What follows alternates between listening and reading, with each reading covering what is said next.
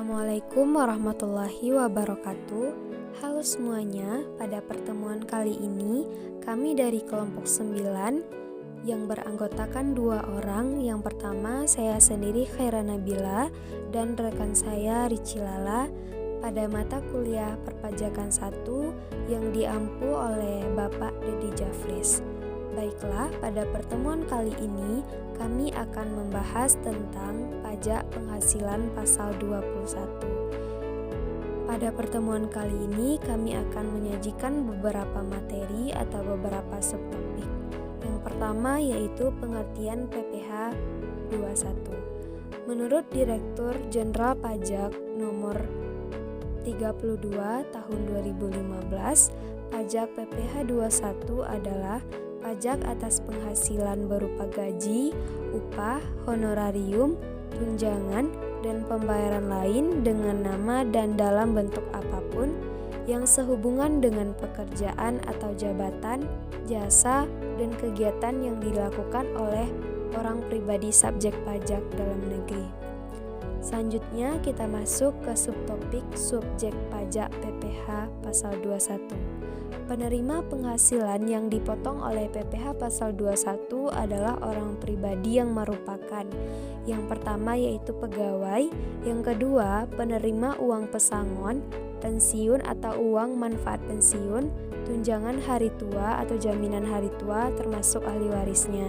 Yang ketiga, yang bukan pegawai yang menerima atau memperoleh penghasilan sehubungan dengan pekerjaan, jasa atau kegiatan seperti pengacara, seniman, olahragawan, dan lain-lain.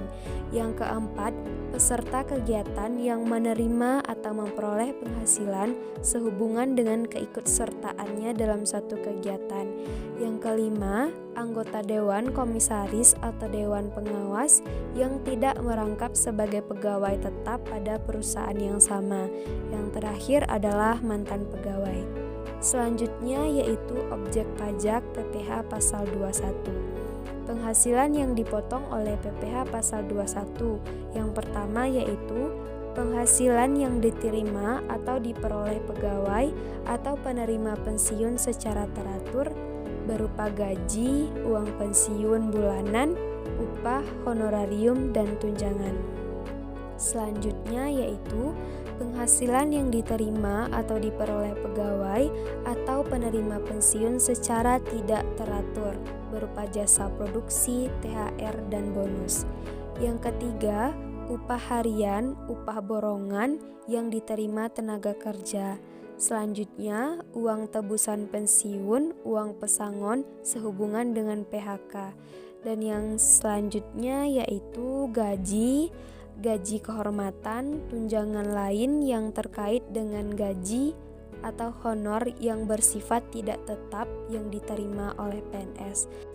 Selanjutnya yang merupakan objek pajak PPh pasal 21 yaitu penerimaan dalam bentuk natura atau kenikmatan lainnya yang diberikan oleh bukan wajib pajak selain pemerintah atau wajib pajak yang dikenakan PPh final. Selanjutnya yang terakhir yaitu honor, uang saku, hadiah atau penghargaan atau pembayaran lain sebagai imbalan sehubungan dengan pekerjaan atau jasa. Selanjutnya kita masuk ke materi tarif dan pemotongan PPh pasal 21. Di sini teman-teman sudah melihat yaitu tarif pajak berdasarkan pasal 17 ayat 1 huruf A Undang-Undang Nomor 36 Tahun 2008 dengan ketentuan jika penghasilannya kecil dari 50 juta akan dikenakan tarif 5%, di atas 50 juta sampai dengan 250 juta akan dikenakan tarif 15%, di atas 250 juta sampai 500 juta akan dikenakan tarif 25%, dan yang terakhir yang di atas 500 juta akan dikenakan tarif pajak sebesar 30%. Selanjutnya yaitu pemotong PPh pasal 21.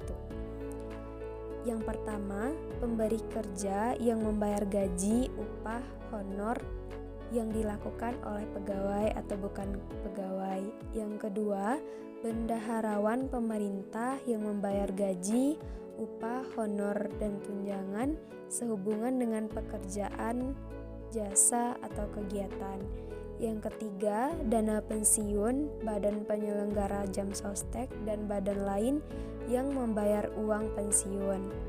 Yang keempat, perusahaan, badan, atau BUT yang membayar honor sebagai imbalan sehubungan dengan kegiatan dan jasa, termasuk jasa tenaga ahli dengan status wajib pajak dalam negeri yang melakukan pekerjaan bebas. Yang kelima, perusahaan, badan, atau yang membayar honor sebagai imbalan sehubungan dengan kegiatan dan jasa yang dilakukan oleh objek pajak dengan status wajib pajak luar negeri. Selanjutnya yang pemotong PPh pasal 21 yaitu yayasan atau lembaga kepanitiaan, asosiasi sebagai pembayar gaji, upah sehubungan dengan pekerjaan jasa dan kegiatan yang dilakukan oleh objek pajak. Selanjutnya, perusahaan, badan atau yang membayar honorarium atau imbalan lain kepada peserta pendidikan, pelatihan, dan pemagangan.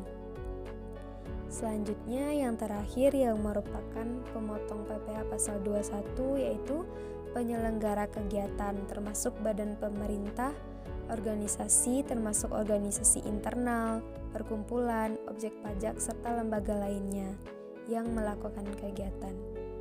Baiklah, sekian materi dari saya. Selanjutnya akan dijelaskan oleh rekan saya. Kepada Ricci dipersilahkan. Oke, baik, terima kasih khairan bila. Selanjutnya, penghasilan tidak kena pajak. Penghasilan tidak kena pajak atau disebut juga dengan PTKP merupakan jumlah pendapatan wajib pajak orang pribadi yang dibebaskan dari PPh pasal 21. Di mana penghasilan tidak kena pajak ini merupakan salah satu elemen dalam perhitungan pajak yang berfungsi untuk mengurangi penghasilan neto wajib pajak. PTKP akan selalu mengalami perubahan seiring perkembangan zaman dan meningkatnya kebutuhan pokok masyarakat di Indonesia. Semakin besar PTKP yang ditetapkan pemerintah, maka pajak penghasilan akan semakin kecil. Berlaku pula sebaliknya. Ketentuan PTKP yang sampai saat ini masih dijalankan. Yang pertama, wajib pajak pribadi berstatus tanpa tanggungan sebesar 54 juta.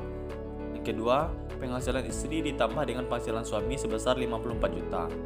Yang ketiga, wajib pajak pribadi dengan status kawin mendapat tambahan sebesar 4.500.000. Yang keempat, setiap anggota keluarga sedarah yang menjadi tanggungan maksimal 3 tanggungan mendapat tambahan sebesar 4.500.000.